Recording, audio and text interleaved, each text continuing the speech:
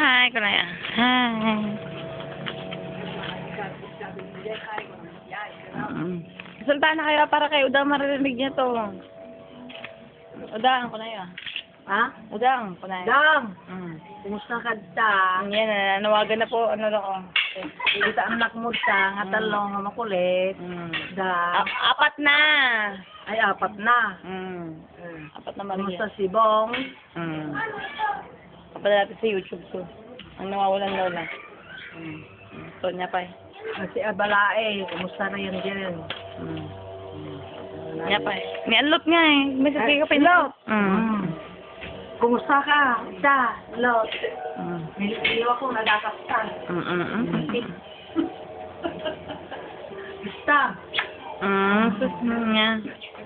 500 ko ako na yun. Ayun, 500 ko. Do.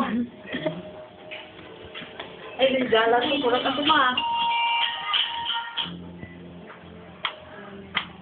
Kumain siya. Kakagut na lang ang guy.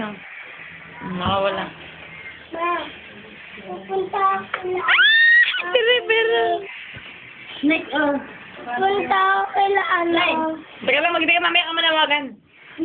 Ayun na. Kala ako. Ganda ng motor. Punta ako kila ako. Hindi ka rin na yun. Tara, manawagan na kayo sa, ano, Wala yung blue ko. Gusto ko mataas. Len. Len, udang ako na. Da. Kumusta, Dan? Napay. Natulalaan na, wala na. Tapos na. Wala na. Taba na mga anak mo, pati ikaw, taba mo na. Salamat din, kabukinyak niya. Paano pinagkata mo niya? Namagan na pa. Tapos na. Oy. Tapos na. Ano lang po meron ko? Ay, bang video mo, nagsasalita ka. Oo, video to. Madilim naman. Punta ako kila ako. Wala dyan, wala dyan.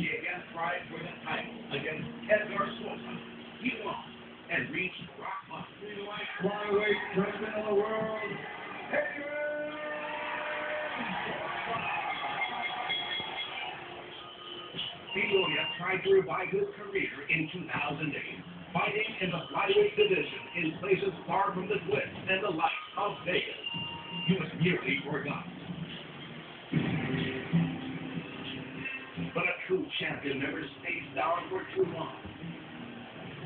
Revenge and vindication found Peoria at the Avenida Coliseum, fighting in front of a hometown crowd in the presence of the fans and the detractors alike.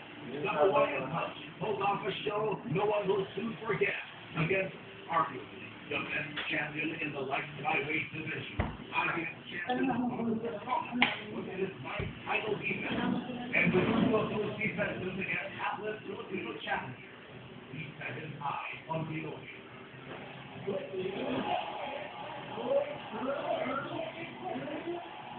True to that lane, Saul was a good champion, but he hasn't fought with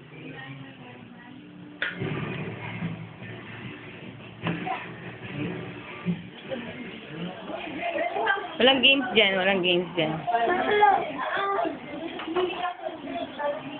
Brian Peoria is a champion and a star.